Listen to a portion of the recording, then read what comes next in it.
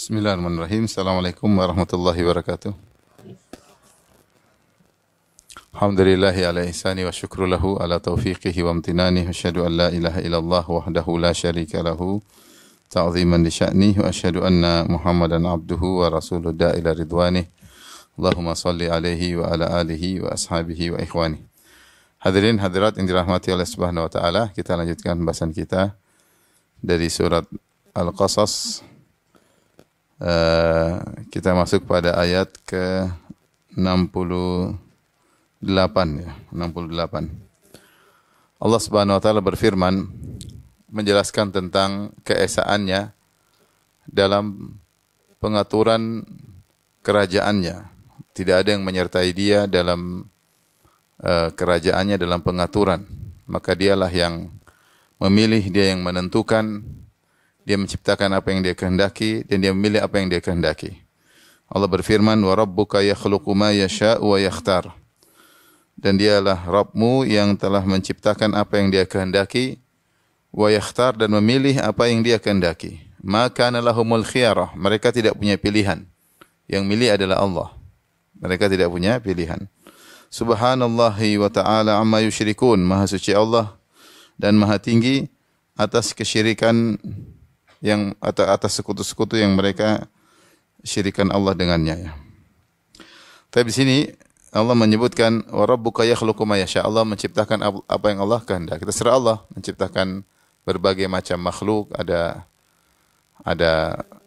benda hidup, ada benda mati, ada malaikat, ada jin, ada manusia, ada hewan dengan berbagai macam modelnya, ada tumbuhan dengan berbagai macam modelnya. Terserah Allah Subhanahu wa taala. Allah menciptakan ada yang manusia saja, ada yang lahir tanpa ayah dan ibu seperti Adam, ada yang lahir tanpa ibu seperti seperti Hawa, yang muncul tanpa ibu seperti Hawa, dan ada yang lahir tanpa ayah seperti Isa, dan ada yang lahir dengan ayah dan ibu seperti kita semuanya ya. Allah menciptakan apa yang Allah kehendaki. Allah membentuk manusia dengan berbagai macam model ya, dengan sidik jari yang berbeda-beda, dengan rupa yang berbeda-beda ya. Semuanya terserah Allah Subhanahu wa taala. Fi ayyi surati ma syaa rakkabak. Dalam bentuk apa yang Allah kehendaki. Allah menciptakan kita masing-masing dengan bentuk yang Allah kehendaki. Kemudian juga wa yakhtar, dan Allah memilih apa yang Allah kehendaki ya. Di antaranya ada yang Allah pilihkan, misalnya hanya memiliki anak laki-laki, ada yang hanya memiliki anak perempuan, ada yang memiliki keduanya, anak laki-laki dan anak perempuan, dan ada yang mandul ya. Kata Allah Subhanahu wa taala, yahabu liman yasha'u inathan wa yahabu liman yasha'u dzukur. Allah menganugerahkan kepada sebagian orang hanya anak perempuan. Wa yahabu liman yasha'u dzukuran. Allah menganugerahkan kepada sebagian orang hanya anak laki-laki. Au yuzawwijuhum dzukranan wa inatha. Atau ada yang Allah gandengkan punya anak laki-laki maupun apa? Perempuan. Wa yaj'alu may yasha'u aqima, dan ada yang mandul. Innahu alimun qadir, dan Allah Maha tahu dan Allah Maha kuasa. Seperti Allah mengatakan, wallahu khalaqa kulla dabbatin mimma faminhum man yamshi ala batnihi wa minhum man yamshi ala rijlain wa minhum man yamshi ala arba'. Allah ciptakan semua makhluk dari air. Ada di antara mereka yang berjalan dengan perut, ada yang berjalan dengan kedua kaki, ada yang berjalan dengan 4 kaki. Terserah Allah. Maksudnya Allah mencipta yang Allah kehendaki dan Allah memilih siapa yang Allah kehendaki. Terserah Allah. Di antara pilihan-pilihan Allah yang disebutkan dalam Al-Quran, misalnya Allah memilih keluarga-keluarga, Allah muliakan. Allah berfirman, Inna Allah astafa Adam wa Nuha wa ala Ibrahim wa ala Imran ala alamin. Sungguhnya Allah memilih Adam dan Nuh dan Ibrahim dan keluarga Ibrahim dan keluarga Imran di atas seluruh alam semesta. Adam Allah pilih, Nuh Allah pilih, keluarga Ibrahim Allah pilih, keluarga Imran Allah pilih. Terserah Allah. Allah juga berfirman, Allahu a'lamu haitsu yaj'alu risalatah. Allah tahu di mana diletakkan risalahnya. Mau kasih nabi siapa, mau kasih orang Arab, mau kasih Bani Israel, terserah Allah. Ya, kalian protes kenapa nabi bukan dari Jawa? Ya, terserah Allah. Kenapa Nabi bukan orang Bugis? Terserah ya, terserah Allah. Kenapa bukan Indonesia? Kenapa bukan orang Afrika? Terserah Allah. Allah yang tahu. Kata Allah, Allahu a'lamu haitsu yaj'alu risalatah. Allah yang tahu di mana letakkan risalahnya. Allah juga berfirman, Allahu yastafi minal malaikati rusulun minan nas. Allah memilih di antara malaikat ada yang menjadi utusannya dan di antara manusia ada yang menjadi rasulnya. Dan seterusnya, Allah juga memilih misalnya nabi dari keturunan yang terbaik. Kata Nabi SAW, Inna Allah astafa Kinanah min waladi Ismail. Allah memilih Kinanah dari keturunan Ismail. Wastafa Quraisyan min Kinanah. Dari Kinanah Allah pilih kabilah Quraisy. Wastafa min Quraisyin Bani Hashim. Dan dari Quraisy Allah pilih kabilah Bani Hashim. Wastafani min Bani Hashim. Dan Allah pilih saya dari Bani Hashim. Intinya, masalah penciptaan terserah Allah, masalah memilih juga terserah Allah. Seperti Allah memilih sebagian tempat menjadi tempat mulia, Mekah, Madinah, terserah Allah. Baitul Maqdis menjadi tempat yang mulia. Yang milih siapa? Allah Subhanahu wa taala. Allah juga milih sebagian hari menjadi hari yang mulia, Ramadan misalnya 10 awal bulan Dzulhijjah. Ya, sepertiga malam terakhir. Terserah Allah Subhanahu wa taala. Yang ini semua menunjukkan bahwasanya dialah yang mengatur segala alam semesta dan tidak ada yang menyertainya. Kata Allah, "Ma kana lahumul khiyarah." Mereka tidak punya pilihan. Mereka di sini secara khusus kepada sembahan-sembahan selain Allah.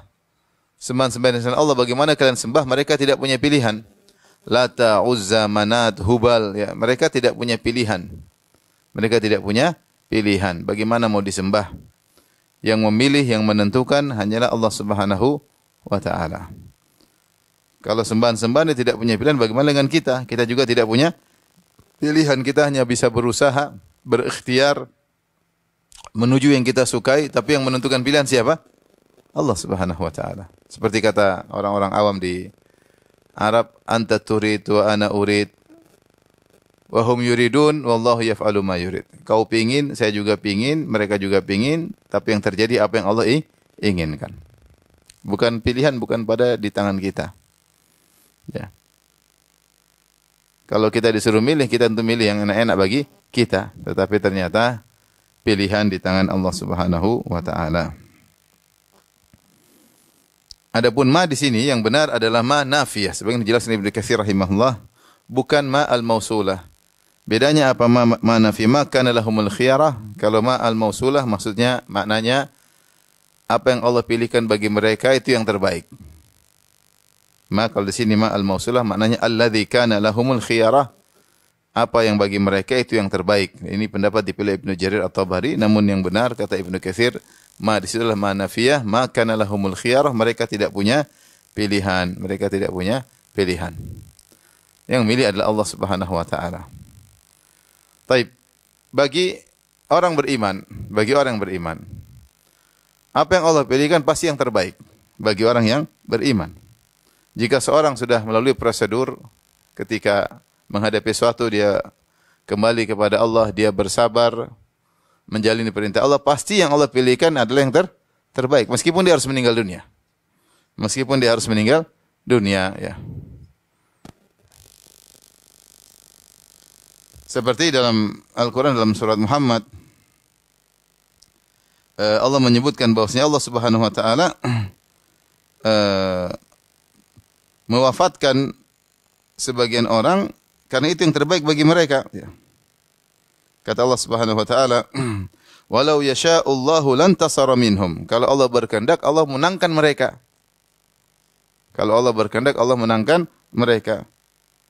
Walakin liyabluwa ba'dakum bi ba'd. Akan tapi Allah ingin menjadikan menguji mereka dengan sebagian yang lain. Kemudian kata Allah, "Walladzina qutilu fi sabilillahi fala yudhil a'malahum." Maka orang-orang yang meninggal di jalan Allah, maka Allah tidak akan sesatkan amalan mereka, itu amalan mereka tidak akan sia-sia. Sayahdihim wa yuslihu balahum, Allah akan beri petunjuk kepada mereka dan Allah akan perbaiki urusan mereka. Wa yudkhiluhumul jannata arrafaha lahum, dan Allah masukkan mereka ke dalam surga yang Allah kenalkan surga kepada mereka. Maksud saya dalam ayat ini, tidak semua yang menurut kita terbaik itu adalah baik bagi kita. Bahkan terkadang sesuatu yang terburuk itu adalah baik bagi kita. Seperti ketika terjadi jihad, tentu semua orang ingin bahwasanya menang dalam peperangan, tapi ternyata Ternyata tidak. Ternyata Allah membuat mereka meninggal dunia supaya mereka mati syahid, supaya mereka masuk surga. Ya. Sama seperti ashabul ukhdud. Kata Allah Subhanahu wa taala tentang mereka, ya. Qutila ashabul ukhdud. An-naru dhatil waqud idhum 'alaiha qu'ud wa hum 'ala ma yaf'aluna bil ma'ruf wa ma kanu minhum illa ayyuminu billahi al-'azizil hamid alladzi lahu mulku samawati wal ardi wallahu 'ala kulli syai'in syahid. Innal ladzina fatanul mu'minina wal mu'minati thumma lam yatubu falahum 'adzabu jahannam wa lahum 'adzabul hariq. Innal ladzina amanu wa 'amilus solihati lahum jannatun tajri min tahtihal anhar dzalikal fawzul kabir. Allah sebutkan ada orang-orang yang membakar kaum mukminin, membuat ukhdud, yaitu membuat parit, nyalakan api, kemudian bakar kaum mukminat. Kalau kita lihat, kita ingin apa? Pinginnya mereka selamat. Kita ingin mereka selamat. Kita ingin api tersebut mati. Sementara orang-orang kafir gembira, senang, bersenang-senang menikmati pembakaran kaum mukminin. Mereka happy ketika melihat kaum mukminin disiksa. Innal ladzina fatanul mu'minina wal mu'minati, mereka membakar kaum mukminat. Tapi ternyata matinya kaum mukminin ketika dibakar adalah yang terbaik bagi mereka. Allah berfirman, "Alladzina amanu wa 'amilus solihati lahum jannatun tajri min tahtihal anhar." Sungguhnya orang beriman dan beramal saleh yang meninggal dibakar dalam parit tersebut, bagi mereka surga yang mengalir di bawahnya sungai-sungai. Jadi yakinlah bahwasanya bagi orang beriman, ya, yang Allah pilihkanlah yang terbaik. Apapun ujungnya meninggal, ujungnya sehat, ujungnya mati, ujungnya dibunuh orang, itu pasti yang terbaik. Itu yang terbaik. Ya, asal dia prosedural. Tapi bukan semua pilihan Allah terbaik bagi dia, bukan. Apakah Allah memilihkan terbaik bagi iblis? Tidak, yang terbaik dipilih oleh Allah bagi iblis terburuk baginya. Dia kafir, kekal di neraka dan seterusnya. Orang kafir juga demikian, tidak ada terbaik bagi mereka. Terbaik pilihan Allah bagi orang yang beriman. Makanya kalau kita diuji, kita harus sabar. Agar yang Allah pilihkan yang terbaik. Mungkin nampak kita enggak baik, tapi itu yang terbaik bagi kita di sisi Allah Subhanahu wa taala, dengan syarat prosedural. Dengan syarat apa? Prosedur. Ikut prosedur. Prosedur apa? Sabar. Ibadah kepada Allah. Jadikan salat dan sabar sebagai penolong. Ista'inu bis sabri was salah. Ya, innallaha ma'as sabirin. Allah bersama orang-orang yang sabar, dan wallahu yuhibbus sabirin. Allah mencintai orang yang sabar meskipun ujungnya meninggal.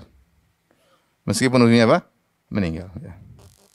Selama kita bertakwa kepada Allah, maka pilihan Allah yang terbaik. Oleh karenanya pendapat Mu'tazilah yang mereka menafsirkan ma di sini adalah ma al-mausulah, ma kana al-khiyarah, yaitu pilihan yang Allah pilihkan bagi hamba pasti yang terbaik, sehingga mereka mewajibkan kepada Allah fi'lul asla. Ini masalah akidah. Menurut mereka Allah harus melakukan yang terbaik bagi setiap hamba. Ini adalah akidah yang tidak benar. Yang tidak benar, bahwasanya kata mereka Allah wajib melakukan yang terbaik bagi setiap hamba. Itu tidak benar. Yang benar Allah melakukan apa yang Allah kehendaki. Tetapi dalil menunjukkan bahwasanya orang yang beriman, kalau mereka prosedural ikut aturan Allah, pasti yang Allah pilihkan terbaik bagi apa? Mereka. Pasti. Tidak mungkin tidak. Bagi mereka di dunia maupun bagi mereka di akhirat. Meskipun nampaknya mungkin tidak menyenangkan bagi sang hamba. Taib, kata Allah, "Ma kana lahumul khiyarah." Mereka tidak punya pilihan. Yang punya pilihan adalah Allah. Yang menciptakan Allah kehendaki, apa yang Allah ciptakan Allah kehendaki, dan Allah yang menentukan apa yang Allah kehendaki, Allah yang Allah suka. Adapun sembahan-sembahan Allah, mereka tidak punya pilihan. Demikian juga manusia tidak punya pilihan. Mereka hanya menjalankan, mereka hanya berusaha, tetapi yang terpilih adalah apa yang Allah tetapkan. Karenanya setelah itu Allah berfirman, "Subhanallahi amma wa ta'ala amma yusyrikun." Maha suci Allah dan maha tinggi atas apa yang mereka sekutukan. Bagaimana mereka menyembah selain Allah yang tidak punya pilihan? Bagaimana mereka menyembah selain Allah yang tidak bisa menciptakan? Yang berhak disembah adalah yang bebas menciptakan, yang bebas menentukan. Itu yang berhak disembah. Bagaimana menyembah yang tidak bisa menciptakan, apalagi tidak bisa bebas menentukan?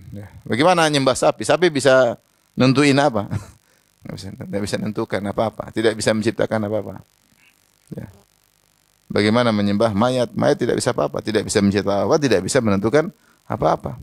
Bagaimana menyembah Nabi? Nabi tidak bisa menentukan apa-apa. Nabi Isa dikejar sama orang Yahudi, dia lari kabur supaya sembunyi. Dia tidak bisa menentukan dirinya. Ya Allah yang menentukan, dia akhirnya diselamatkan oleh Allah Subhanahu wa taala. Tidak bisa mencipta apa, tidak bisa menentukan apa-apa tentang dirinya. Yang menentukan siapa? Allah Subhanahu wa taala. Gimana kemudian menyembah pohon, menyembah batu, menyembah bintang, menyembah matahari yang tidak bisa menentukan apa-apa. Dia aja gerakannya selalu konstan, menunjukkan dia diatur, musakhar, diatur. Kecuali matahari terserah dia, kadang-kadang terbit jam 7, kadang-kadang jam 9, ya oke lah. Berarti dia punya kehendak, kalau dia diatur. Terus gimana mau disembah? Gimana disembah? Jadi yang berhak disembah adalah yang bebas menciptakan apa yang dia kehendaki dan bebas menentukan apa yang dia kehendaki, dan itu hanya siapa? Allah Subhanahu wa taala.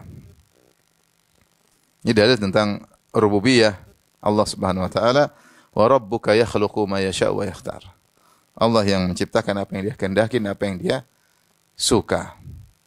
Oleh karenanya ini adalah nasihat bagi kita, kalau kita melakukan sesuatu ternyata enggak sesuai, kita bilang Allah yang suka, tentukan apa yang dia kehendaki. Bukan saya, bukan kamu, bukan dia. Terkadang seorang sudah berusaha menyiapkan segala sarana prasarana, segala planning, segala perencanaan. Sudah 99% ternyata gagal di ujungnya. Berarti yang menentukan bukan kita. Yang menentukan siapa? Allah Subhanahu wa taala. Allah yang menentukan. Kemudian Allah lanjutkan, wa rabbuka ya'lamu ma tukinnu suduruhum wa ma yu'linun. Dan Allah Subhanahu wa taala yang mengetahui apa yang disembunyikan dalam dada mereka dan apa yang mereka nyatakan. Ada yang menafsirkan yaitu Allah tahu tentang apa yang disembunyikan oleh kaum musyrikin yang mereka membenci Nabi Muhammad SAW dan mereka memusuhi Nabi SAW. Dan juga mengetahui apa yang mereka tampakkan. Jadi apa yang mereka sembunyikan berupa keburukan dan apa yang mereka tampakkan, yang mereka ucapkan, mereka perbuatkan, maka semua Allah tahu, ya. Semua Allah tahu. Bagaimana tidak tahu? Karena Dia yang menciptakan dada manusia. Wa huwa alimun bidzatis sudur. Allah mengetahui isi dada manusia. Yang ciptakan kita siapa? Allah. Yang ciptakan dada siapa? Allah. Yang tahu isi dada ya yang menciptakan dada tersebut. Yang menciptakan sanubari kita Allah Subhanahu wa taala. Allah tahu apa yang bergulir di sanubari seseorang.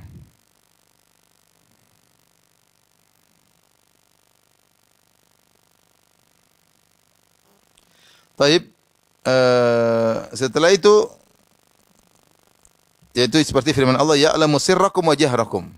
Allah mengetahui apa yang kalian sembunyikan dan apa yang kalian tampakkan. Jadi Allah tahu semuanya, ya. Ini peringatan kepada kaum musyrikin, ya. Apa yang kalian sembunyikan, apa yang kalian tampakkan diketahui oleh Allah Subhanahu wa taala. Setelah itu Allah tekankan lagi tentang uluhiyahnya. Setelah dia menyebutkan tentang rububiyah, bahwasanya yang berhak disembah hanyalah Tuhan yang seperti itu, yang bebas menciptakan, yang bebas menentukan, itu yang berhak disembah. Maka Allah mengatakan, yang tahu apa yang kalian sembunyikan, apa yang kalian tampakkan, itu yang berhak disembah. Ya. Kemudian Allah menegaskan, wa huwallahu la ilaha illahu. Dan dialah Allah yang tidak ada yang berhak disembah kecuali siapa? Allah Subhanahu wa taala, kecuali Dia. Lahul hamdu fil ula wal akhirah. Bagi Dia segala pujian di dunia maupun di akhirat. Walahul hukmu, dan bagi Dia hukum di dunia maupun di akhirat. Wa ilaihi turja'un, dan kepadanya kalian akan dikembalikan. Ya. Dan ini sering dalam Al-Quran Allah berdalil dengan rububiyah untuk menunjukkan uluhiyah. Ya, katanya kalau yang menciptakan alam semesta Allah, yang mengatur adalah Allah, maka cuma Dia yang berhak untuk disembah. Selalu saya sampaikan, seandainya yang menciptakan alam ada dua zat, kita sembah dua-duanya. Kalau alam ada dua zat yang menciptakan saya akan sembah dua-duanya. Ya, tapi yang menciptakan cuma satu, yaitu Allah Subhanahu wa ta'ala. Ya. Seperti doa sujud, sajada wajhi lilladzi khalaqahu wa sawwarahu wa syaqqa sam'ahu wa basarahu. Telah sujud wajahku kepada zat yang telah menciptakannya, memberi bentuk wajahnya, yang membuka pendengarannya, yang membuka pandangannya. Itu yang berhak disembah oleh wajah ini. Seandainya ada zat lain yang ikut menciptakan wajah ini, maka wajah ini akan menyembah juga zat tersebut. Ya. Tetapi yang menciptakan hanya Allah, yang mengatur cuma Allah, maka dia yang berhak disembah. Ya. Ya ayuhan nasu ubudu rabbakumul ladzi khalaqakum walladzina min qablikum la'allakum tattaqun alladzi ja'alakumul arda firasya was samaa'a binaa'a wa anzala minas samaa'i ma'an. Ya. Dan seterusnya. Ya wahai manusia, sembahlah Allah yang telah menciptakan kalian, menciptakan nenek moyang kalian, yang menaikkan langit, yang menjadikan bumi hamparan dan menurunkan hujan, menumbuhkan tumbuh-tumbuhan. Semua yang bikin Allah. Maka Allah ucapkan di akhir ayat, "Fala taj'alu lillahi andada wa antum ta'lamun." Maka jangan kalian mengambil tandingan-tandingan selain Allah untuk kalian sembah, padahal kalian tahu yang menciptakan ini semua hanyalah siapa? Allah. Kalian tahu bahwasanya Nabi Isa tidak menciptakan. Nabi Isa tidak bisa menentukan apa yang dia mau. Nabi Isa dikejar-kejar, Nabi Isa lapar, Nabi Isa haus, Nabi Isa tidur. Alaihissalam, bagaimana mau disembah?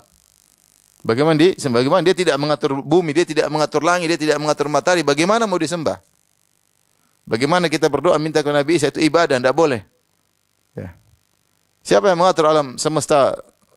Cuma Allah, maka dia yang berhak disembah.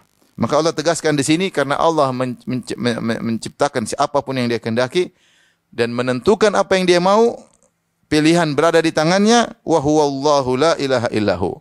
Maka dialah Allah yang tidak ada berhak disembah kecuali Allah. Walahul hamdu, lahul hamdu fil ula wal akhirah. Baginya pujian di dunia dan di akhirat. Makanya kita dalam Al-Fatihah kita baca apa? Alhamdulillahi rabbil alamin. Alhamdu bahasa kalau kita artikan segala puji hanya milik Allah. Kenapa segala puji hanya milik Allah?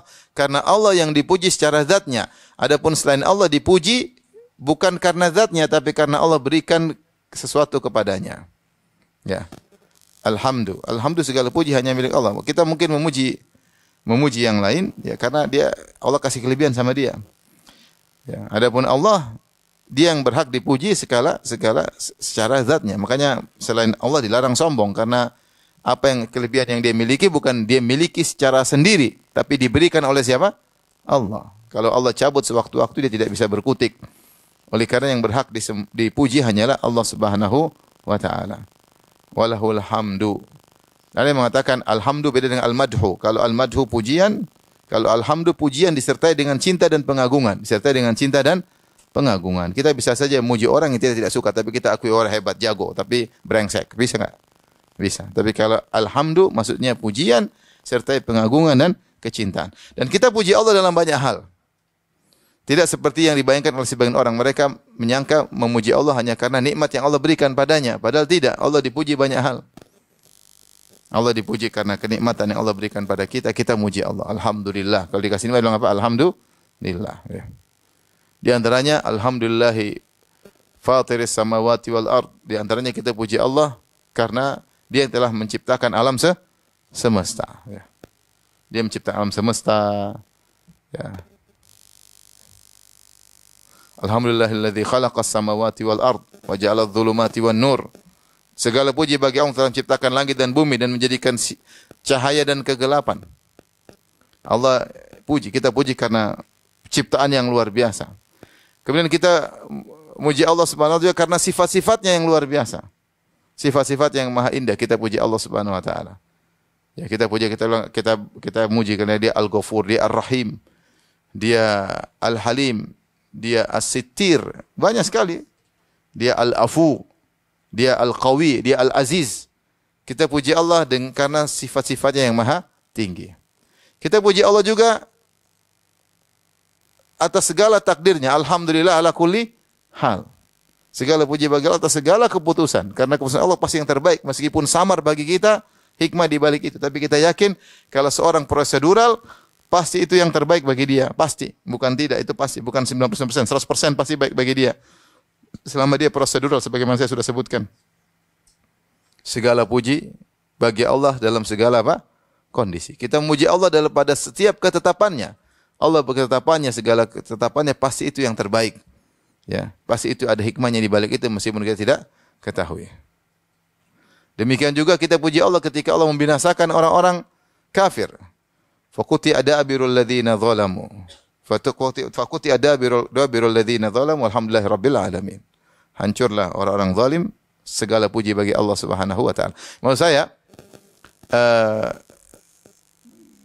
Allah tidak dipuji karena nikmat saja, tapi banyak hal yang membuat kita memuji Allah Subhanahu wa taala. Di antaranya nikmat.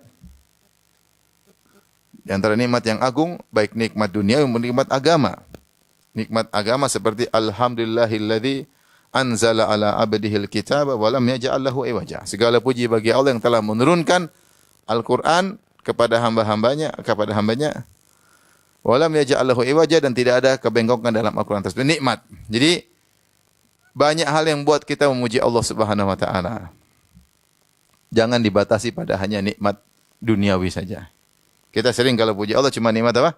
Duniawi. Naik gaji, alhamdulillah. Barang laris hari ini, alhamdulillah. Ikut ngaji enggak alhamdulillah ya. Baca Quran enggak alhamdulillah. Padahal kita kalau alhamdulillah, alhamdulillah. Banyak, kita harus banyak yang kita renungkan. Alhamdulillah, alhamdulillah, alhamdulillah. Ya Allah, Kau berikan saya nikmat. Alhamdulillah saya masih ngaji. Alhamdulillah banyak orang maksiat. Alhamdulillah saya masih bisa memanfaatkan waktu. Alhamdulillah. Ya. Banyak. Ya. Atas segala keputusanmu, alhamdulillah, banyak. Itu. Makanya Allah mengatakan, lahul hamdu fil ula. Bagi Allah pujian di dunia, wal akhirah, dan Allah juga yang dipuji di akhirat. Makanya subhanallah, tidak ada orang yang seperti orang Islam selalu memuji Allah, alhamdulillah, alhamdulillah, alhamdulillah. Coba, apakah ada agama lain yang kerjanya begitu? Segala puji bagi Buddha, tiap hari zikir, enggak ada kan? Zaman dahulu juga enggak ada mereka bilang alhamdulillah Uzza, alhamdulillah Lata, enggak ada. Di zaman Abu Jahal pun enggak ada. Tetapi yang menjadi suatu pujian yang selalu disenandungkan alhamdulillah. Orang musyrikin mereka memuji sembahan mereka sesekali. Beda dengan orang Islam yang pujian terhadap Rabb adalah syiar. Alhamdulillah. Bahkan orang-orang non-muslim juga sekarang sudah ikut-ikutan. Ada masalah, ada kenikmatan. Alhamdulillah. Ini bingung. Nanti kalau salah, astagfirullah. Ini muslim atau bukan? Kita nggak tahu. Karena sudah terbiasa. Sehingga lisan mereka juga bilang apa? Alhamdulillah, astagfirullah, innalillah. Sudah ini sudah 3 hal bukan milik orang Islam aja. Insya Allah, banyak. Insya Allah. Milik semua orang. Insya Allah, alhamdulillah. Kalau Allah Akbar, enggak.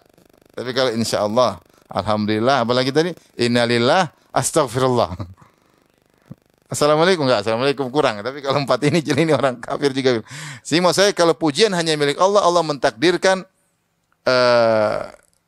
kita umat Islam sering memuji Allah. Ini tidak dilakukan oleh agama-agama lain. Agama lain tidak suka memuji Tuhan mereka.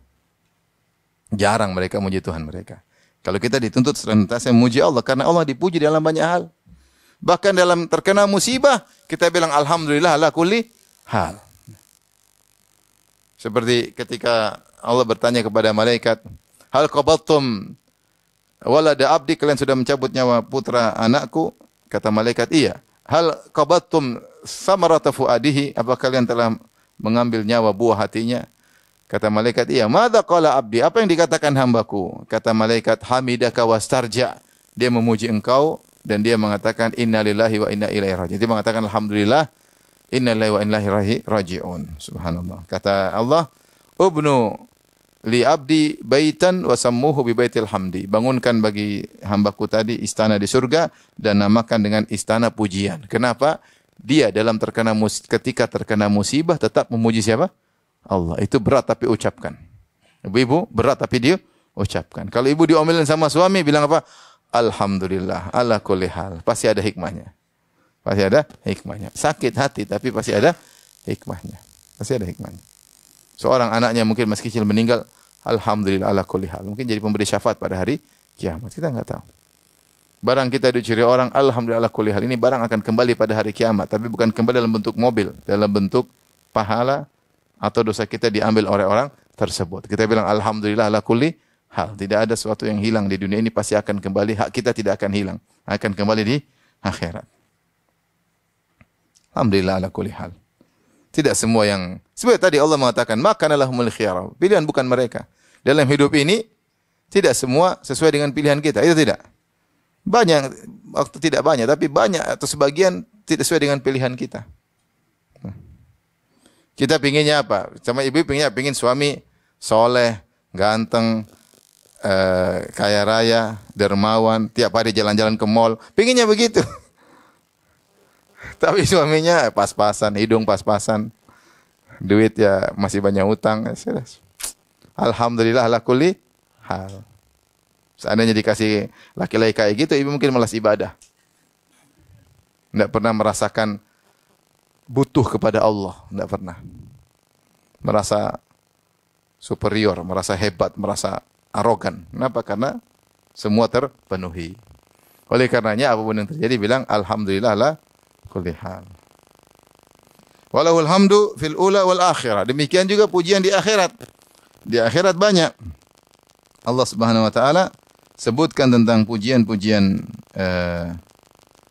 seperti penghuni surga ketika masuk surga mereka mengatakan alhamdulilladzi adzhaba 'annal hazan. Inna rabbana laghafurun syakur. Segala puji bagi Allah yang telah menghilangkan kesedihan dari kami. Wa qalu alhamdulillahilladzi hadana li hadza wa ma kunna linahtadiya laula an hadana Allah. Ketika penghuni surga masuk surga, mereka langsung berkata, apa ucapan mereka pertama? Segala puji bagi Allah yang telah memberikan kami petunjuk sampai ke surga.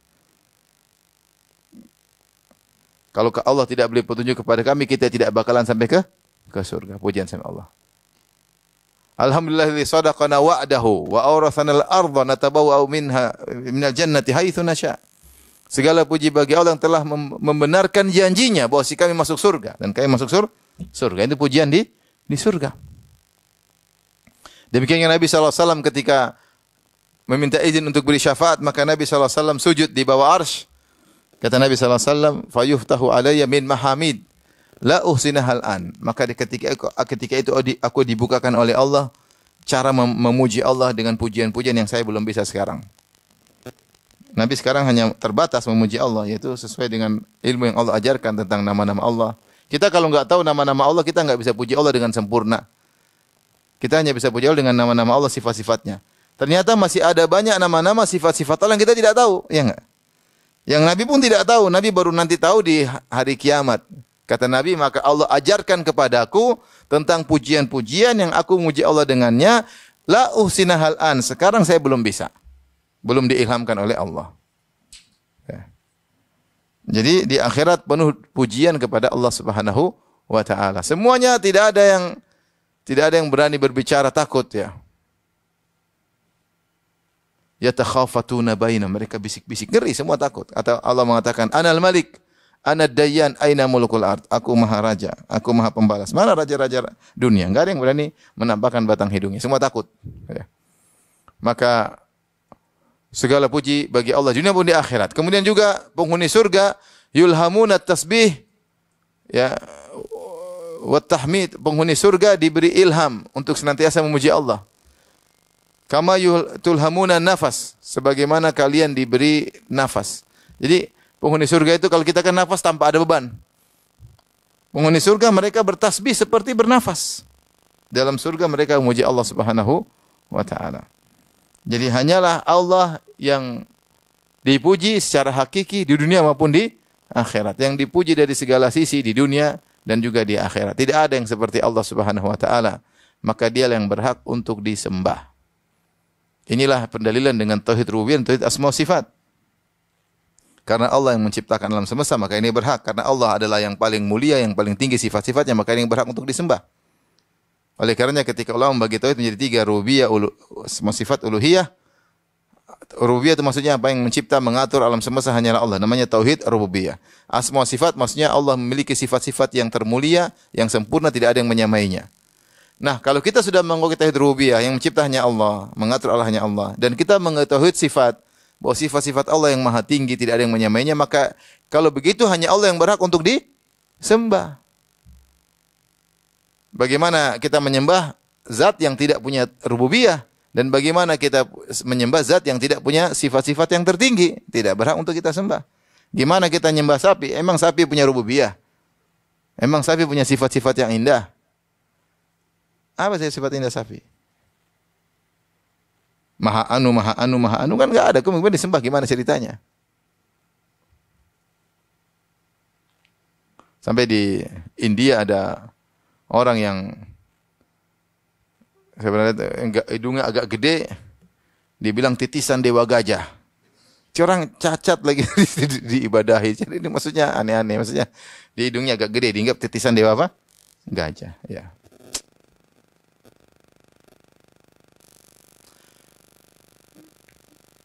Maka bersyukur kita dalam agama apa? Islam. Bersyukur. Logis banget. Logis banget.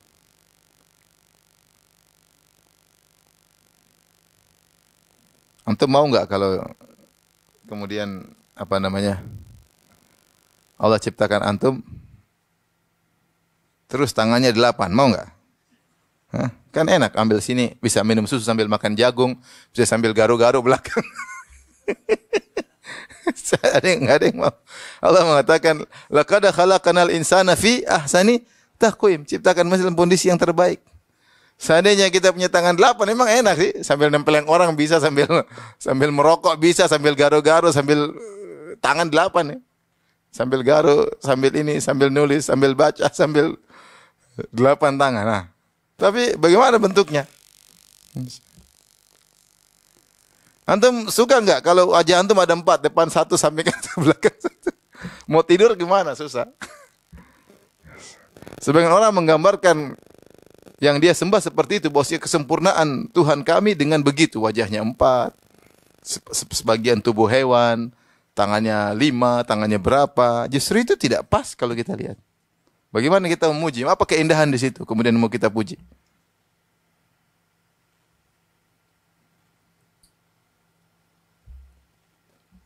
Sampai nggak usah jauh-jauh. Kita ada gambaran Putri Duyung. Putri Duyung cantik ya, tapi siapa yang mau punya istri Putri Duyung? Badan setengah ikan yang enggak. Yang paling bagus yang Allah ciptakan. Maksud saya, yang disembah itu adalah yang memiliki rububiyah dan memiliki asma wa sifat. Dia rububiyah, dia sendiri yang mengatur alam semesta. Asma wa sifat, atau asma wa sifat maksudnya sifat-sifatnya yang tertinggi dan termulia. Maka ketika tergabung pada zat tersebut, maka dia yang berhak untuk disembah.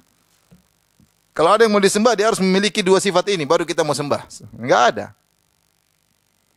Enggak ada. Maka itulah dibagi tauhid menjadi 3. Rububiyah, asma sifat, dan uluhiyah. Rububiyah dan asma sifat mengkonsekuensikan uluhiyah. Kalau kamu mengakui hanya Allah yang mencipta alam semesta, kalau kamu mengakui Allah yang memiliki sifat yang maha tinggi, kalau gitu hanya dia yang berhak untuk diibadahi. Ini semua logika-logika yang Allah, dalil logika. Makanya Allah sebutkan rububiyah sebelumnya, kemudian Allah menyebutkan uluhiyah. Walahul hamdu fil ula wal akhirah. Hanya dia yang berhak untuk dipuji dengan segala puji dunia akhirat, maka dia yang berhak disembah. Kemudian kata Allah, lahul hukmu wa lahul hukmu wa ilaihi turja'un.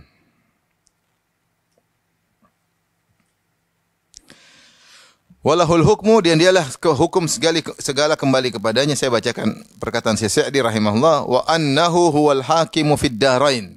Walahul hukmu maksudnya hukum hanya milik dia, maksudnya wa annahu huwal hakimu fid darain. Dialah sang hakim di dunia maupun di akhirat.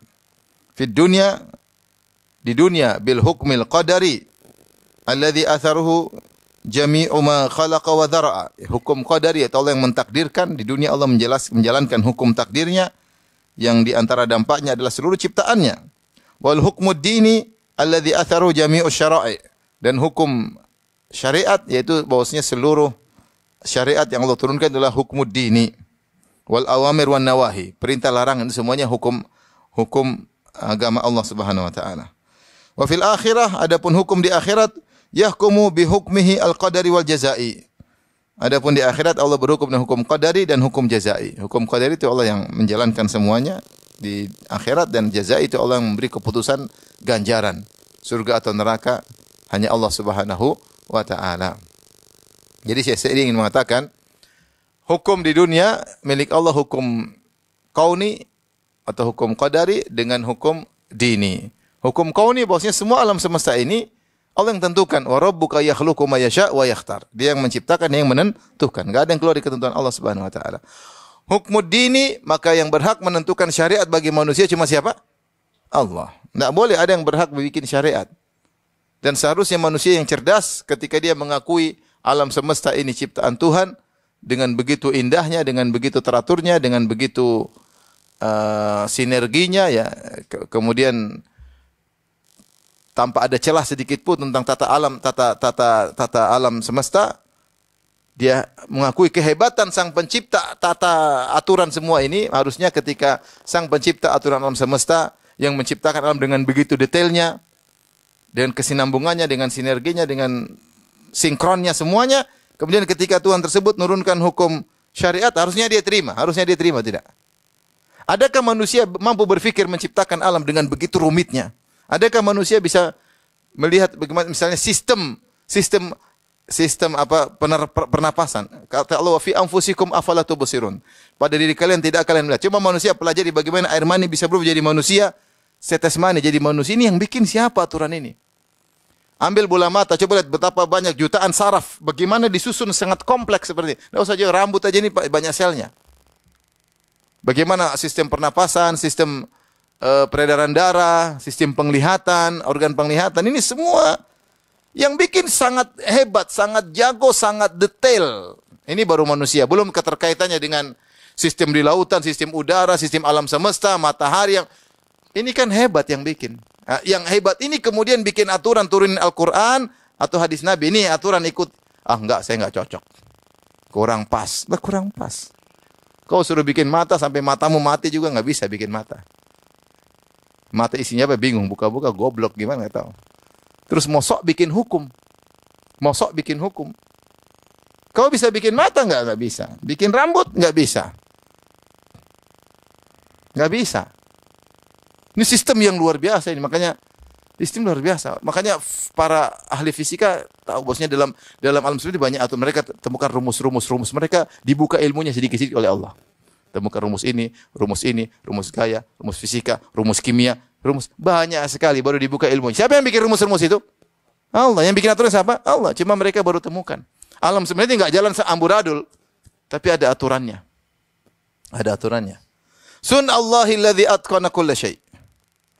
Inilah ciptaan Allah yang mutqan, yaitu yang sempurna, profesional dalam segala sesuatu. Nah, kalau Anda mengakui ada pencipta yang membuat aturan yang luar biasa, kompleks dan detail dan teratur, untuk bikin aturan manusia gampang atau tidak? Gampang atau tidak? Untuk ngaturin kamu gampang, bikin alam semesta yang kompleksnya Allah bisa bikin aturan. Yang Allah jalankan. Terus Allah kasih aturan buat kamu biar kamu bahagia? Enggak. Enggak lah, kurang pas. Enggak mau. Akhirnya bikin aturan, revisi, demo, hancur lagi, bikin baru lagi, demo lagi. Bahlul. Itu yang terjadi. Maka kalau kita tahu aturan, ikut aja. Yang tahu terbaik buat kita siapa? Allah. Jadi di dunia ini ada hukum qadari, yaitu apa yang berlaku, dan hukum dini, hukum syar'i harusnya kita ikuti. Afa hukmal jahiliyati yabghun? Apakah mereka ingin mencari hukum jahiliyah selain hukum Allah? Ya, siapa yang lebih baik hukumnya? Hukum yang Allah bikin atau hukum manusia yang bikin? Allah lah. Ini manusia bikin hukum, manusia aja pintaran saya daripada dia yang bikin hukum. Maksudnya kita aja yang mungkin lebih pintar daripada dia enggak berani. Berubah-ubah hukumnya juga. Apalagi Allah Subhanahu wa taala. Apalagi Allah Subhanahu wa taala. Adapun di akhirat, maka Allah Subhanahu wa taala yang menjalankan semua, tidak ada yang bisa bergerak. Allah yang bangkitkan dari alam semesta dengan bagaimana model kebangkitan mereka. Mereka tidak ada pilihan sama sekali. Oh, dibangkitkan begini, dikumpulkan padang mahsyar terarah. Allah bikin matahari turun jarak 1 mil. Mereka tidak ada yang berkutik. Semuanya berjalan di atas aturan siapa? Allah. Lahul hukmu. Dialah Allah yang memiliki segala hukum. Kemudian ketika keputusan yafsilu bainakum, Allah yang memutuskan saat surga satu neraka. Mau protes enggak bisa. Mau sewa pengacara enggak bisa. Pengacara jadi neraka gimana mau disewa? Enggak bisa. Mau sewa pengacara, mau sewa hakim, hakim mau sewa di sini di dunia bisa disogok. Di surga, di akhirat mau disogok, dia di neraka jahanam. Mungkin nyogok apa? Nyogok pakai api neraka. Enggak bisa apa-apa. Allah kasih keputusan hukum begini-begini, kamu di neraka levelnya sekian, terima. Kamu di surga levelnya sekian, terima. Enggak bisa. Yang menentukan hukum siapa? Allah Subhanahu wa taala. Subhanallah. Kata Allah, walahul hukmu, dan bagi dia segala hukum. Wa ilaihi turja'un, dan kepadanya lah kalian akan dikembalikan. Setelah itu lanjutkan lagi tentang dalil rububiyah, tentang nikmat duniawi yang kalian lupakan wahai kaum musyrikin. Subhanallah. Ini ayat-ayat luar biasa ya. Kata Allah, "Qul ara'aytum in ja'alallahu 'alaikumul laila sarmadan ila yaumil qiyamah."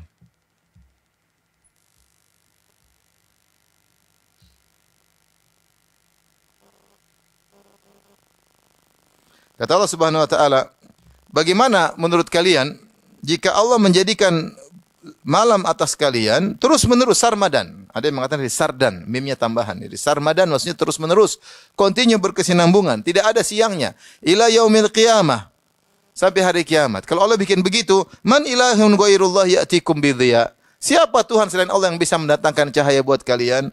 Afala tasma'un, tidaklah kalian mendengar? Allah berfirman lagi, "Qul ara'aytum in ja'alallahu 'alaikumun nahara sarmadan ila yaumil qiyamah, man ilahun ghairullah ya'tikum bilailin taskununa fih, afala tubsirun." Kalau Allah jadikan bagi kalian, menurut kalian bagaimana jika Allah menjadikan kalian siang terus, tidak ada malamnya, terus menerus siang sampai hari kiamat?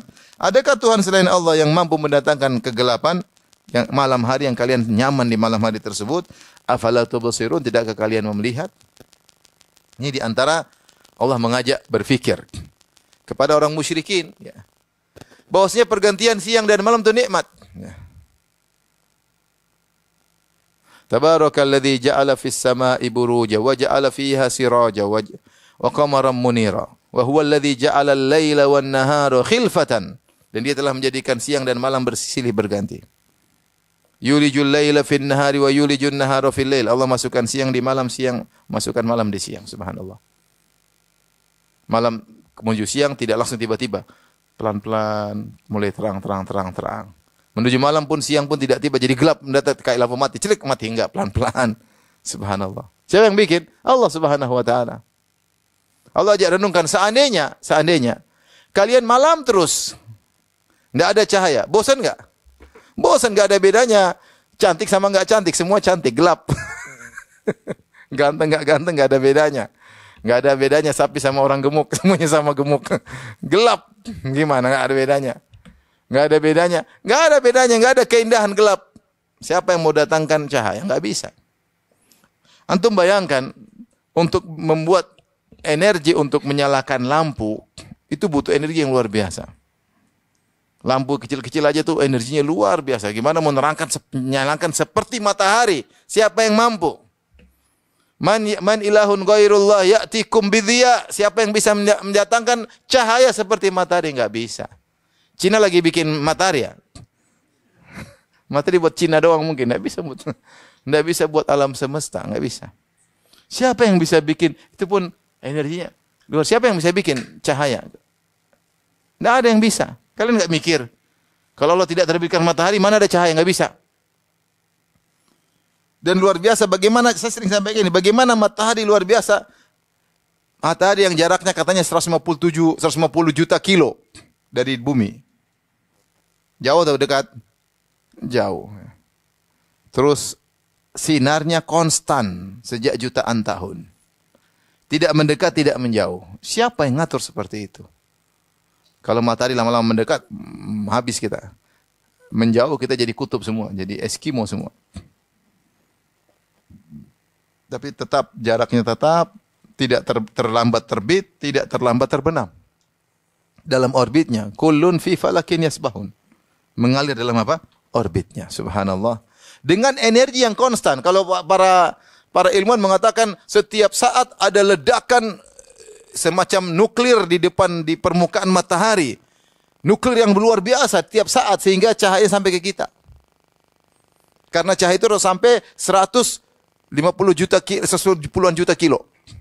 Gimana kalau cuma pakai Petromax gimana mau sampai ke sini? Kalau pakai cuma PLTU, PLTD gimana mau sampai ke sini? Enggak bisa. Itu harus ledakan luar biasa. Siapa yang bisa siapkan energi jutaan tahun tidak habis-habis seperti itu? Konstan. Kalau kita yang siapkan manusia energi lama-lama habis enggak?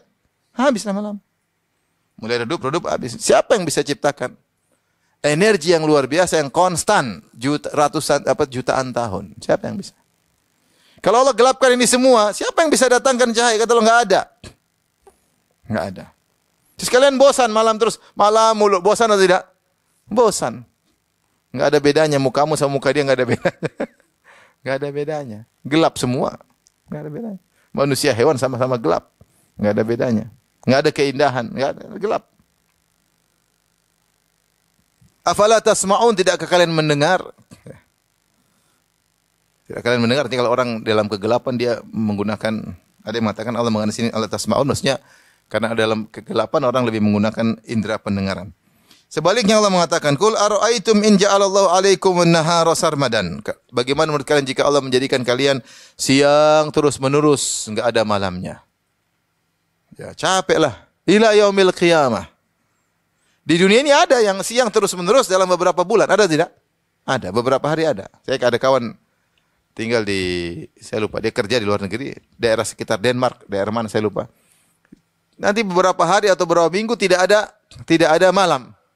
Mereka enggak nyaman siang terus, sehingga mereka membuat suasana. Kalau sudah jam sekian, mereka tutup horden biar seakan apa? Seakan-akan malam. Tutup gelap-gelapin, nyalain lampu supaya kesannya apa? Malam. Karena enggak nyaman kalau siang terus. Enggak bisa istirahat. Kata Allah, "Man ilahun ghairullahi ya'tikum bilailin taskununa fi." Siapa Tuhan yang bisa menjadikan gelap yang kalian tentram dalam kegelapan tersebut? Kita butuh tidur dalam ketenangan, gelap, nyaman, matiin lampu. Masya Allah, manusia seperti itu. Ya. Butuh ketenangan, butuh kegelapan untuk apa? Tidur. Kalau siang terus repot, nggak enak. Aktivitas terus nggak ada istirahat. Kalau malam terus juga nggak enak. Ada siang, ada malam. Subhanallah, ada siang, ada malam. Kata Allah, siapa yang bisa mendatangkan bagi kalian malam yang kalian tenang di situ? Tentunya dengan malam kita istirahat, dengan malam kita bisa bercengkrama dengan keluarga dalam ketenangan tersebut. Maksudnya Allah sebut dalam malam itu ada banyak kenikmatan. Kenikmatan kita bisa tidur, bercengkrama dengan keluarga, bisa berhubungan dengan keluarga, bisa menghilangkan kelelahan di malam tersebut. Ya, di malam tersebut. Ya. Itu banyak nikmat. Nggak ada malam kalian nggak bisa melakukan nikmat tersebut. Ya. Di siang, kalau siang banyak kemaslahatan. Allah tidak. Di sini Allah mengatakan, kenapa Allah sebutkan ketika malam Allah sebutkan nikmat, nikmat di dalam nikmat. Bilailin taskununa fihi. Siapa yang bisa mendatangkan malam yang kalian tentram di dalamnya? Beda ketika siang Allah tidak mengatakan bidhiyain. Siapa yang bisa mengatakan siang yang kalian begini. Kata para ulama karena siang itu kemanfaatnya terlalu banyak, aktivitas terlalu banyak, jadi nggak perlu disebutin. Tapi kalau malam, aktivitas yang kalian lupakan, ternyata ketenangan itu adalah kenikmatan. Sebagian orang menyangka namanya kenikmatan itu aktivitas, olahraga, jalan ke sana. Malam, kumpul keluarga, tidur itu nikmat yang luar biasa. Afala tubsirun, tidakkah kalian melihat? Tidakkah kalian melihat? Kemudian Allah berfirman, "Wa min rahmatihi ja'ala lakumul laila wan nahara litaskunu fihi." Dan di antara rahmat Allah Subhanahu wa taala, Allah jadikan bagi kalian malam dan siang, litaskunu fihi, agar kalian merasa tentram di malam hari, wa litabtagu min fadli, dan di siang hari kalian bisa mencari rezeki Allah, wa la'allakum tashkurun, agar kalian bersyukur. Kata Syekh Sa'di rahimahullahu taala, kenikmatan yang terus-menerus berkesinambungan membuat seorang lupa untuk bersyukur. Kalau suami kasih istri uang terus, istri kadang-kadang lupa berterima kasih. Seakan-akan sudah itu otomatis. Dapat gajian, ATM-nya diambil terus. Tapi sekali-sekali coba nggak dikasih duit, baru dia tahu ternyata suami itu berharga. Kalau nggak ada suami, nggak ada ATM, nggak ada duit. Tapi kalau terus-menerus kadang-kadang lupa. Ada istri yang Masya Allah dia ingat, tapi sebagian karena terus continue, dia lupa. Sama seorang, kalau kita misalnya punya anak buah, kita kasih kebaikan terus, lama-lama dia lupa. Seakan-akan udah kewajiban bos, padahal bukan kewajiban bos. Pertama dia bilang terima kasih, kedua terima kasih, ketiga dia mulai lupa, keempat dia tagih, bos kok nggak kasih? Padahal bukan kewajiban bos, lupa diri. Karena kenikmatan yang berkesinambungan. Kita sehat terus, kita lupa kalau sehat itu nikmat. Kapan kita tahu sehat nikmat? Kalau kita diambil sakit baru, oh ternyata sehat apa? Nikmat. Ini Allah ngajak berpikir. Kamu kan dapat siang malam itu tidak pernah berhenti. Ketahuilah itu bukan kewajiban Allah. Itu kalau Allah memberhentikan bisa. Kalau berhentikan bisa. Maka renungkanlah seandainya tidak ada malam bagaimana. Renungkanlah bagaimana kalau tidak ada siang. Dengan kita merenungkan seperti itu, kita bersyukur kepada Allah. Makanya Allah mengatakan la'allakum tashkurun. Agar kalian bersyukur, bukan kalian malah melupakan. Kalau orang baik sama kita dengan memberikan kesinambungan, kebaikan, kita suruh bersyukur, bukan untuk melupakan. Ini sebagian manusia atau sebagian kita diberikan kenikmatan berkesinambungan bukan untuk bersyukur, malah melupakan. Seakan itu suatu hal yang bukan dari Tuhan lagi, tapi suatu yang alami, yang natural. Kita bernapas ini kan nikmat atau bukan? Nikmat. Coba ketika kena COVID baru tahu ternyata nafas itu berharga. Kalau musim COVID kemarin, subhanallah, sampai ngantri. Cerita di Jogja ngantri.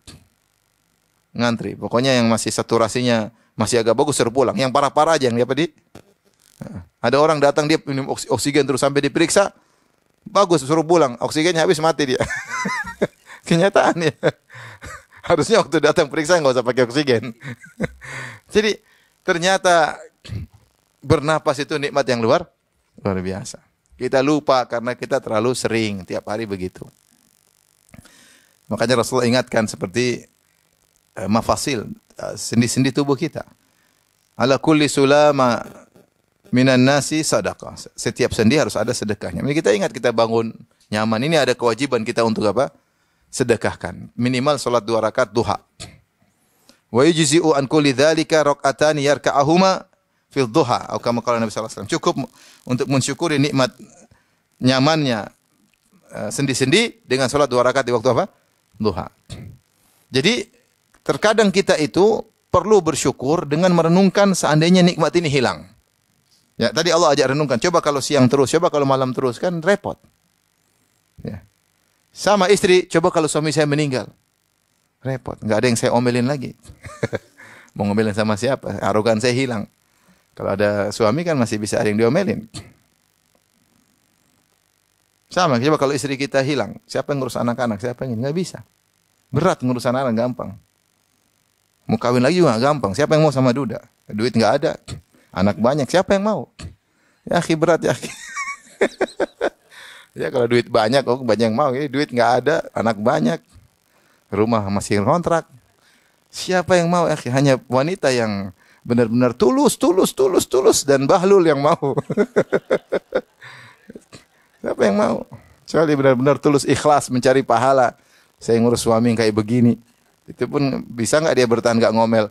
Maksud saya kita bersyukur. Jadi kadang kita merenungkan nikmat kalau dicabut kita mungkin susah. Ya, susah. Coba ada istri. Coba renungkan istri kita meninggal. Kita biasa selama ini menyalurkan hasrat dengan cara yang halal. Kalau istri meninggal bagaimana? Susah. Ini kena prostat. Banyak orang kena prostat gara-gara tidak berhubungan misalnya. Banyak hal yang harus kita renungkan. Oleh karenanya di antaranya metode agar kita bersyukur, kita pikirkan seandainya. Yang Allah sebut seandainya nikmat tersebut enggak ada. Betapa banyak wanita, Ustaz saya menyesal dulu saya masih hidup, saya sering gini-gini. Banyak sudah. Banyak, bukan 1 kali 2 kali, saya sering dikirimin pertanyaan, Ustaz saya menyesal dulu waktu saya masih hidup, saya begini-begini. Jadi bukan begitu. Sebagian. Suaminya masih hidup, dia tidak memanfaatkan sebaik-baiknya untuk beribadah, untuk mensyukurinya. Ya. Makanya Rasulullah bersabda, "Innallaha la yanzuru ila imra'atin la tashkuru zawjaha wa hiya la tastaghni anha." Allah tidak memandang wanita yang tidak tahu terima kasih sama suaminya padahal dia butuh sama suaminya.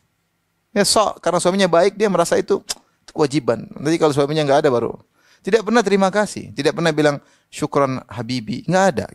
Omong kosong. Kalau sama orang lain apa? Jazakallah khairan, jazakillah ahsanallahu ilaik. Masyaallah. Hafizokillah, hafal. Begitu sama suami enggak ada itu kata-kata. ada supir, subhanallah kerja 15 tahun. 8 tahun apa jadi supir. Bilang, "Saya selama 8 tahun jadi supir." Pulang enggak ada istri bilang terima kasih Mas, enggak ada. Enggak ada sekalipun istri saya bilang menghargai hasil keringat saya selama 8 tahun. Mungkin gajinya mungkin enggak banyak, supir Grab, supir apa. 8 tahun istri saya enggak pernah menghargai hasil keringat saya. Istrinya enggak ngaji, salat, pakai jilbab, salat, tapi enggak pernah menghargai saya. Yang parah lagi, tidak mau tidur sama saya sudah 8 tahun. Saya mau nikah lagi, duit enggak ada. Kasihan. ini kisah nyata. Maksudnya, itulah kadang-kadang kita itu baru sadar kalau kenikmatan itu dicabut, baru kita sadar ternyata ya Allah, bila kita kurang baik sama istri, padahal istri itu jasanya luar biasa. Kita kurang baik sama suami jasanya luar biasa. Maka di antara cara kita bersyukur, kita renungkan seandainya nikmat ini Allah cabut seperti apa saya. Ya. Tapi di sini Allah mengatakan, litaskunu fihi, di malam hari agar kalian tentram, di siang hari walitabtagu min fadli, di siang hari kalian bisa mencari rizki. Litabtagu fihi maksudnya kalian mencari rizki di siang hari. Ya, wala'allakum tashkurun, agar kalian bersyukur. Jadi benar rezeki sudah ditentukan oleh Allah, tapi harus mencari. Makanya Allah mengatakan walitabtagu, agar kalian mencari. Rezeki semua sudah ditakdirkan, tapi Allah mentakdirkan semuanya dengan sebab dan akibat. Kesehatan sudah ditakdirkan, ajal sudah ditentukan, cuma semuanya ada sebabnya. Rezeki pun sudah ditakdirkan, tidak akan berubah, rezeki tidak akan berubah, cuma ada sebab yang harus kita kerjakan, ya. Seperti itu. Sudah ditakdirkan kalau punya anak pasti punya anak, kalau enggak punya. Terus saya enggak mau nikah, kalau takdir punya anak saya bakalan punya anak. Goblok. Gimana punya anak kamu enggak nikah? Ya. Sudah selesai itu Nabi Adam tanpa ayah dan ibu bisa punya anak, kamu enggak ada. Ya. Ya, kalau mau punya anak harus menikah. Itu pun yang menikah belum tentu punya anak. Kita enggak tahu takdir apa, tapi takdir itu dicatat oleh Allah dengan sebabnya. Dengan apa? Sebabnya. Orang mati ada sebabnya, orang meninggal ada sebabnya, kaya ada sebabnya, miskin ada sebabnya, ada sebab. Semua meskipun semua sudah ditakdirkan oleh Allah. Makanya walitabtagu, cari rezeki.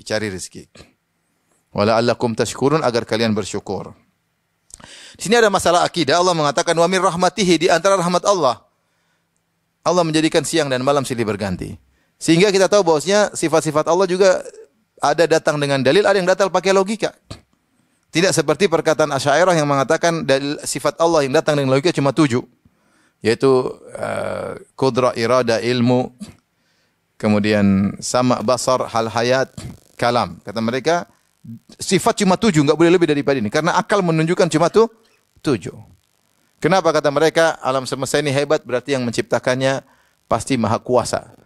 Karena alam semesta ini begitu terciptakan dengan rinci pasti punya ilmu, berarti Allah pasti punya sifat ilmu. Ternyata alam semesta ini macam-macam isinya, ada manusia, ada hewan, ada ini, ada macam, dan muncul juga berbeda-beda. Ada yang lahir sekarang, lahir depan, ada yang mati sekarang, mati tahun depan. Berarti ada iradah, kehendak, Tuhan punya kehendak. Kalau Tuhan punya qudrah, iradah dan ilmu, berarti Tuhan maha hidup, dan hidup tidak sempurna kecuali maha mendengar, maha melihat, maha berbicara. 7. Itu pakai akal mereka. Kita bilang dalil yang ditunjukkan oleh akal banyak, bukan cuma sifat yang ditunjukkan oleh akal, bukan cuma itu. Rahmat Allah di antaranya. Berarti Allah sayang sama kita. Buktinya Allah ciptakan ini, berarti Allah perhatian sama kita enggak? Allah ciptakan alam semesta ini untuk kita. Wa sakhkhara lakumus syamsa wal qamara da'ibain wa sakhkhara lakumul laila wan nahar. Allah ciptakan matahari dan bulan teratur, siang dan malam teratur. Alam semesta ini bumi, coba isinya sesuai dengan kebutuhan kita atau tidak? Bukan kebutuhan untuk alien. Memang kalau ada alien. Kebutuhan bukan untuk sapi, manusia dengan berbagai macam logam. Logam buat siapa coba? Kenapa ditemukan logam ini? Kenapa ditemukan minyak bumi? Kenapa ditemukan ini? Ini buat siapa? Buat manusia. Jelas sekali Allah ciptakan alam semesta buat manusia. Oh, ternyata logam ini buat palu. Satu buat apa? Pesawat. Satu buat ini. Ternyata energi ini. Emang sapi gunakan energi tersebut? Ini semua diciptakan buat kita, bukan kebetulan. Meskipun energi tersebut dibuka belakangan sedikit demi apa? Sedikit. Ini bukan kebetulan. Namanya inayah, perhatian. Dalil inayah, perhatian Allah terhadap manusia. Oksigen teratur. Oksigen cuma berapa persen? Di sebagian planet oksigennya banyak. Kalau oksigennya banyak mudah terjadi kebakaran. Oksigen teratur. Nanti semakin tinggi. Semua sudah diatur oleh Allah Subhanahu wa ta'ala. Itu namanya menunjukkan Allah sayang kepada makhluknya. Pakai logika. Meskipun gak adil kita bilang Tuhan maha sayang. Buktinya. Banyak. Demikian. Wabillahi taufiq. Assalamualaikum warahmatullahi wabarakatuh.